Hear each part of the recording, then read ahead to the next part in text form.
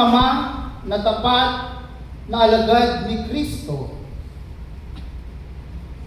Nakalupa na po ning sinabi ko ngayon kaorasan, pabusan niyo lang enumerate ko retang gagawan da rin pengaring lalaki dan kaya katamong pamilya. Pero alimu ka rin at aliwa mo ita ing dapat danggawan bilang anak na ng Diyos. Partisipasyon ng ama at ina sa pamilya. Ang pamilya ay pangunahing unit ng lipunan at mahalaga ang aktibong partisipasyon ng parehong ama at ina upang maging maayos, masaya at matatag ang pamilya. Ang papel ng ama, tagapagtanggol at tagapagtaguyod, nagsisikap upang matustusan ang pangangailangan ng pamilya. Kalupad na po rin may nabanggit na din, sinabi na rin kaya katamang penari, na gawa naman in sablang agyo na ning metong mapengaring lalaki, bago may pagkalubit ang pamangailangan na ning pamilya. Personally po, ikit mi at aranasan mi kipengaring ng lalaki. Uling alas po king kapitnanan ni kayang biye. Dinawon na king aliwang lugar. Sumuyo ka rin aliwang tao. Makipag-obra ka rin aliwang tao. Bakit ang pamangailangan ng kayang pamilya? Ipagkalo. Gabay at uwaran. Nagbibigay ng direksyon at disiplina sa mga anak. Nung lagay niyo po king simbahan, out of 10, apengaring lalaki. Atlo karetang napulo, isong ilang mani muna, agkatan ding anak ating pamilya na simba 100%. Ding pamilya kareta, itang pamani muna ng pengaring lalaki ita, kumpleto law susuyo at sasambaking Diyos. Nung apansinan tayo po ito. Pinuno ng mga pagpapasya, katuwang ang ina sa paggawa ng mahalagang desisyon. At ngayon, makita natin, tignan natin ang papel ng ina. Tagapag-aruga, nagbibigay ng pagmamahal, pagpapahalaga, at pag-unawa sa pamilya. Ilaw ng taanan, nagpapanatili ng kaayusan, init at saya sa bahay. Gabay sa emosyonal at asal ng mga anak, nagtuturo ng kabutiang asal at nagpapahalaga. Magkasamang gampanin, pagpapalaki ng mga anak, pagtuturo ng mabuting asal, edukasyon at pananampalataya. Pagtutulungan sa gawaing bahay at kabuhayan, parehong may hambag sa ikakabuti ng pamilya. Pagpapalakas ng ugnayan, komunikasyon, respeto, pagmamahala. Kahalagahan kapag ang ama at ina ay nagtutulungan at nagkakaisa, nagiging matatag ang pamilya. Lumalaki ang mga anak na may magandang pagpapahalaga, disiplina at pagmamahal sa kapwa. Ngayong Father's Day, pinag-aaralan natin ang mga ama at kinikilala ang kanilang mahalagang papel sa pamilya, sa komunidad at maging sa ating pananampalataya. Ngunit higit pa sa pagiging mabuting provider, tagapagtanggol at gabay, ang pinakamataas na tungkulin ng isang ama ay maging tapat na alagad ni Yesu Kristo.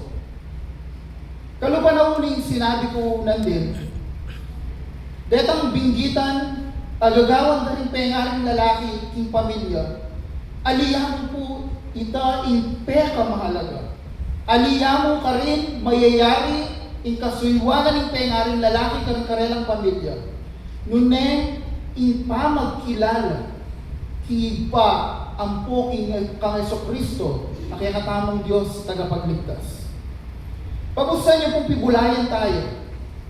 Importanteng papel na ning pengaring lalaki kikayang pamilya. Ayon po sa teksto, inihanda ni Jesus ang kanyang mga alagad sa mga hamon ng pagsunod sa Kanya. Itinuro niya ang pagiging alagad ay may halaga at sakripisyo. Ang mensahe nito ay napakahalaga para sa mga ama sapagkat sila ang unang espiritual na uwaran ng kanilang mga anak. Sa tekstong ito, matutuhan po natin ang tatlong katangian ng isang makadiyos na ama. Ang unang punto na makikita at matatagpuan sa versikulo 24 hanggang 31, ang makadiyos na ama ay hindi natatakot na sumunod kay Kristo. Ibig sabihin, kapag natakot ka na sumunod sa Panginoon, hindi ka makadiyos. Dahil ang makadiyos na ama o Kristiyano ay pinapangunahan ng banal na Espiritu. Maniwala kayo po ka rin? Maniwala kayo po ka rin? Na panimunantanan ng banal na Santong Espiritu o tang igatamo, pengaring lalaki na yung sablang gagawan tamo, makapatungkol at kaburihan ng Diyos. Maaari po ba nating tanungin ang ating mga katabi? Kung nanyo po rin kaya kayong masiping, noting ko po masiping. Ano ang kinakatakutan mo ngayon? Anong kinakatakutan? Nanong po yung kakatakutan nyo ngayong pagkakataon na inyo? Ingala kayo kung ibiyeha rin kaya kayong pamilya? Tatakot kayong milako obra? Pota, ding pamag-aral na rin kaya kayong anak, kailangan magtustos? Then po rin common thing na kakatakutan daw rin tayo nga rin lalaki. Yung pamag-provide yung pamilya. Yung iba po sa ating takot na mabigo sa pamilya. Kung minsan, may mga ipinangako tayo o kaya hindi natin natupad yung expect ng pamilya natin. Ganoon din po sa paglilingkod bilang alagad ng Panginoon. Kapag hindi natin naabot at naisakatuparan yung mga ina-expect sa atin, minsan nabibigo sila sa atin. At maraming takot dahil nagkakamali sila. O kaya ay nasasaktan natin sila. Kaya sa panahon po ngayon, maraming takot. Isa din po yung kinakatakutan ng marami ay ang mawalan ng trabaho at kabuhayan. Yung ikaw dapat yung bumubuhay sa iyong pamilya, kaya minsan o madalas, ito po ang simula ng away ng pamilya, lalo na kapag wala na tayo na ibibigay sa kanila. Marami din po ang mga magulang na takot sa kinabukasan ng mga anak. Dahil mahirap ang buhay ngayon, mahirap mag-ipon dahil sa sobrang mahal ng bilihin. Ang daming gastusin.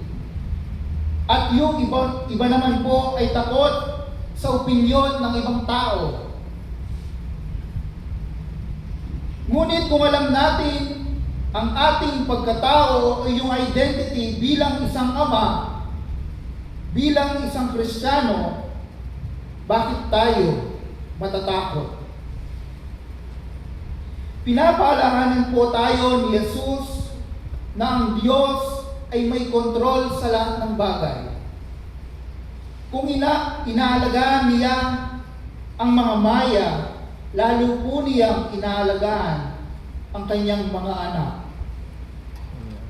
Ang isang ama na sumusunod kay Kristo ay hindi ito pinangungunahan ng takot, kundi nagahari at nagliliyab ang kanyang pananampalataya